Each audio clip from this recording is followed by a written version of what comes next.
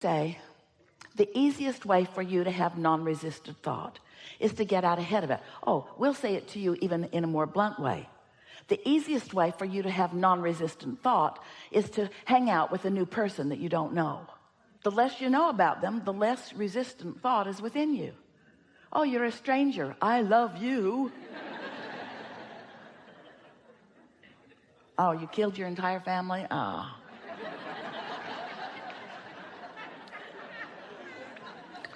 We're just playing with you a little bit here, but we want you to, just for a moment, try to feel the power of this non-resistant thought. So we've been saying recently, what you want to do is get out ahead of it. You want to get out ahead of your thoughts.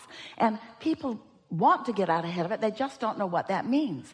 And we gave one example already. Segment intending means I'm in a new segment. New people just walked into the room. And do you know that our segment just changed? Because they have no idea what we've been talking about. And so the energy of the room has just shifted. Now, not a problem to all of us because we're in the vortex, yes? We're in that empowerment. Might be a little while for them to catch up with it, but the segment did just shift, and therefore you are going to notice a little repetition that you wouldn't have noticed before had new people not walked into the room. Following what we're getting at? Getting out ahead of it. Don't want confusion on the part of those that haven't been here. So when you get into your automobile, it's a new segment. When a new person joins you at the dinner table, a new segment begins. And if you will take just a moment, we're talking about a few seconds to acknowledge, new segment, and what I intend is.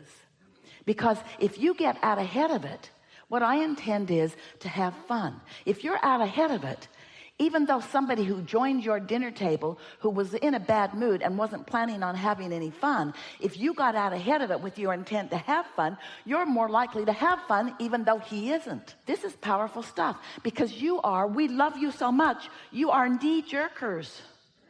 You have knee-jerk reactions to life, and that holds you in mundane creation. It holds you in less powerful creation. It doesn't let you feel your absolute power. Now, we've been telling you this story in lots of different ways.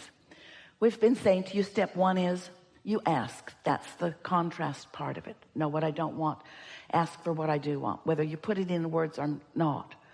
Step two is that's the source energy part of it. That's your inner being part of it. That's the vortex part of it. That's the gathering of the cooperative components part of it. Step two, when you ask, it is given. It's in vibrational form, and you say, I don't want it to be in vibrational form. I want it to be out where I can see it. I'd like to park it in my garage. I'd like to take it to my bed. I would like to go to the movies with it. I don't want this vibrational reality creation. And we say, but it is that way in the beginning. And so if you will accept that the ingredients are there and that you will be guided, you will be led, you'll be called, you are being guided, you are being led, you are being called to your path of least resistance. But what we're saying to you here today is you've got some whopping resistance going on, because you have played the objective game so much that you hardly ever put yourself in a position where you can receive an impulse that's on the path of least resistance and feel the empowerment of your inner being about it. So now this is new. We have not said this to you before, but this is your new empowering information. This will take you into the stratosphere in terms of what other people are watching around you. This will put you into a category of creating that is so sublime that others will wonder what your magic is. And it's not magic, it's just a productive application of the law of attraction. It's utilizing the power that is within you to focus it in the direction of the things that you care about. Things for yourself personally, things for others whom you care about, even things that are on a global scale or a universal scale. You have power that you have not been utilizing, and we think that it's a good time to begin utilizing it.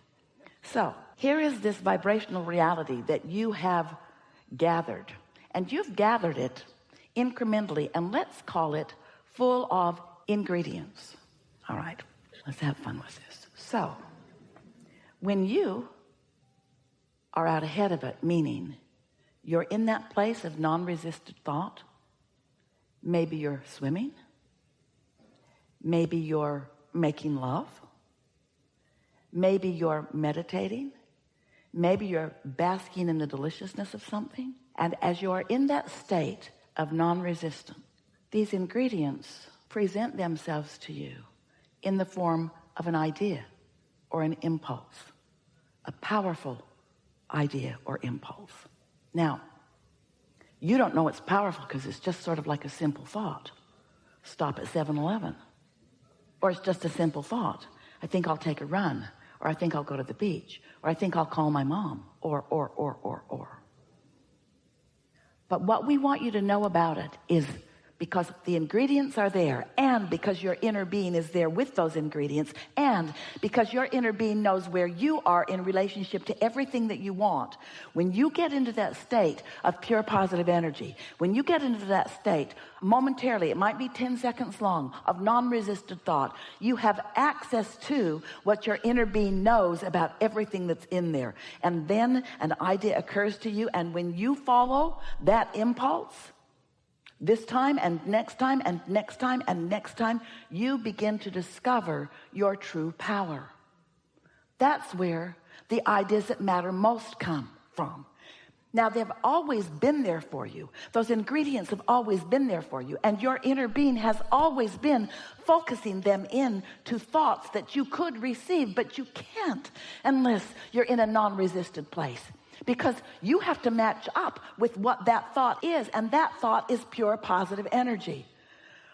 Oh, we want you to feel the power of your vortex. We want you to reap the benefits of all that you have been living. We want you to find the timing, this moment in time timing. We want you to know that when you tune into that the impulse, and then the next, and then the next, and then the next will come. So, you following that? You sort of kind of believe it? Now here's another thing. We're going to stay with you for a little while on this conversation until we can feel that you're grasping it. Because this process, you've heard the words before, daydream. Do you remember when you were kids? Before you were responsible? Before you felt responsible? Before you were resistant? Before you were defensive? Some of you can remember those moments in time. Some of them you've been living recently, but it's a little snatch of time where somehow you're not resistant in thought, and your mind is just receiving the ingredients of your vortex.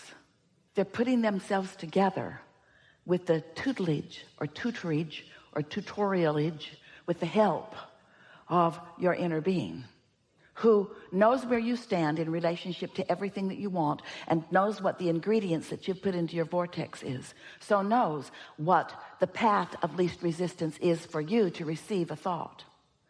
So do you think that you're here to create your own reality? You are. But do you think that the reason that you're here to create your own reality is that when you create your own reality, you will like it better? Well, that's one reason. But it isn't the reality that you are creating that you are here about. It's the thrill of reality creating that you are here about. It's the thrill of lining up with your true power and watching what you desire flow to you through the power of your own focus. It's the journey. Now, you've heard that your whole life. The joy is in the journey. Almost everybody is saying it, and nobody knows even what they mean when they're talking about the joy is in the journey. But we want you to know that what we mean by the joy is in the journey is that you did a lot of the journey when you knew what you didn't want and therefore knew what you did want. And you say, well, that was not all that joyful. And we say, well, it was to your inner being because you were identifying who you are. When someone was rude, you said, I like nicer. When somebody was hateful, you want more love. When somebody is diminished in some way, you want upliftment. When someone is sick, you want well. When someone's confused, you want clarity. When it's you, even more. You've been isolating and identifying, and there is this extraordinary grouping of ingredients that are the making of an ecstatic life experience for you. But you got to find a way to be in the vibrational vicinity of it. So we say a lot of things, don't we? So when you start with the premise that when you are connected to who you really are, you are powerful. So let's just use that as the basis from which we move forward. And now we want to say to you that what you give your attention to is what you're attracting into your experience. And now we want to say something to you, and you will remember it all of this day, that the difference, the only difference worth talking about between the non-physical you that we described as your inner being, who is aware of you at all times and with you in every moment, and you, the only difference between the two of you that we really want you to remember forever is that your inner being does not look back.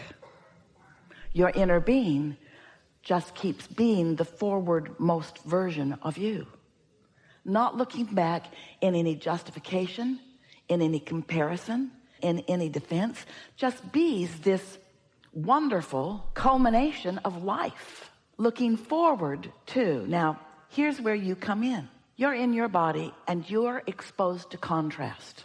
That's a good thing. Doesn't feel so good sometimes to you, but it is a good thing. So as you're exposed to this contrast, knowing what you don't want, and therefore knowing what you do want, whether you can speak it or not, and launching these rockets of desire, you are creating a vibrational reality. And the reason we call it a vibrational reality is because it takes a little bit of time for those thoughts to turn to things. It's a vibrational reality that is perfection by your choices, because you put all of the ingredients, all of the elements of it forward, and they've been collected by the law of attraction. They are in what we are calling a vibrational reality. This is a vibrational reality that is so real that we named it the vortex, wrote 2 books about it. We want you to accept the realness of this, and we want you to know that your inner being is there with all of that. So picture it this way. All of the ingredients that you have been finding through life, all the yes, I prefer that, and wouldn't that be wonderful, and I really like that, and I will look forward to that, and I know what I don't want, I know what I do want. All of that sifting and sorting that you have done for far beyond what you recall from this physical life experience is in this vibrational reality, and your inner being is all over it, knowing every bit of it.